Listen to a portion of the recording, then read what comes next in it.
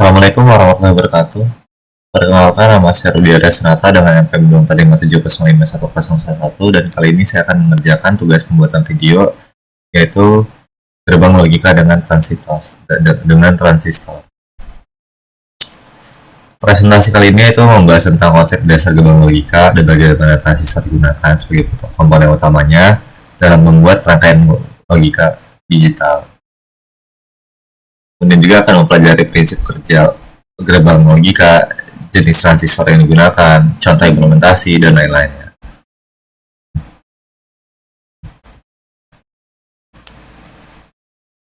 Buat yang pertama itu tentang apa itu gerbang logika. Gerbang logika adalah blok atau bangunan utama dalam sirkuit digital yang memproses satu atau lebih sinyal input menjadi output tunggal berdasarkan operasi logika tertentu. Contoh gerbang logika dasar itu ada 4 lebih ada AND, OR, NOT, NAND, ada NOR, ada SOR, ada XNOR. Itu ini tanda-tandanya. Kemudian juga ada tabel kebenaran, itu mendefinisikan hubungan antara input dan output setiap jenis gerbang untuk menjelaskan fungsi logikanya. Kemudian ada transistor sebagai saklar elektronik. Ada jenis transistor itu ada diantaranya ada BJT dan MOSFET adalah tipe transistor yang bisa digunakan sebagai saklar dalam rangkaian digital. Kemudian juga ada pengendalian transistor. BJT dikendalikan oleh arus basis, sedangkan MOSFET dikendalikan dengan tegangan pada gerbangnya. Karena dalam sirkuit, ketika transistor aktif atau on, arus dapat mengalir. Sebaliknya, ketika off, arus diblokir. Mengimplementasikan logika 1 dan juga 0. Gerbang N dan transistor atau BJT.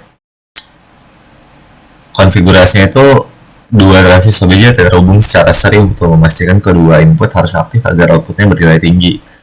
Karakteristik output itu output hanya akan tinggi jika A dan B sama-sama tinggi. Jadi nggak boleh ada yang jomplang sebelah. Jika salah satu rendah, output menjadi rendah. Kemudian ada gerbang OR dengan transistor BJT. Konfigurasi paralel itu ada transistor BJT disusun paralel, memungkinkan salah satu atau kedua input menghasilkan output tinggi. Output gerbang OR itu output menjadi tinggi ketika A atau B atau keduanya bernilai tinggi, dan jika rendah jika keduanya rendah. Jadi ngikut salah satu yang paling tinggi. Jadi kalau A sama dengan A, ya, intinya dia itu ngikut OR lah, salah satunya dia itu ngikut yang paling ini. Kemudian ada gerbang NOT atau inverter dengan transistor BJT. Fungsi inverter itu untuk mengembalikan logika input tinggi menghasilkan output rendah dan sebaliknya. Komponen itu ada satu transistor BJT dengan resistor basis dan kolektor membentuk gerbang NOT yang sederhana dan efektif. Sama gambarnya sebelah sini. Penggunaan itu transistor bertindak sebagai saklar yang dikendalikan oleh sinyal input untuk menghasilkan output terbalik. Kemudian ada gerbang NAND dan NOR dengan transistor. Di sini ada lingkaran dari bedain. Ada gerbang NAND. Kombinasi gerbang N dan inverter menghasilkan output yang akan berlawanan dengan N. Kemudian ada gerbang NOR, itu tuh kombinasi gerbang OR dengan inverter akan menghasilkan output kebalikan dari OR. Jadi kebalikan dari OR-nya. Kemudian ada efisiensi sirkuit, itu seringkali digunakan dalam desain IC karena penggunaan transistor yang efisien dan kemampuan fungsi yang kompleks. Kesimpulannya itu peran transistor adalah sebagai komponen utama dalam mengimplementasikan gerbang logika atau sirkuit digital. Manfaatnya itu memungkinkan desain rangkaian yang kompleks, efisien, dan dapat diandalkan.